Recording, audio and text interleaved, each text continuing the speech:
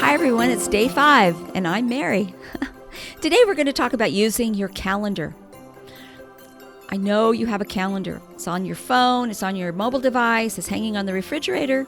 Some of you it's in your handbag. Wherever it is, get it out.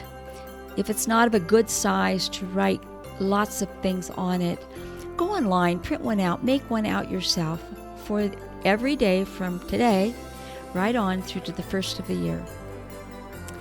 Your holiday blueprint should be built around your calendar. It will help manage your time, your resources, and your holiday spending plan. You still have time to make adjustments before things get too hectic, and isn't that great news? I'll see you tomorrow. Debt-Proof Living with Mary Hunt was created and hosted by me, Mary Hunt.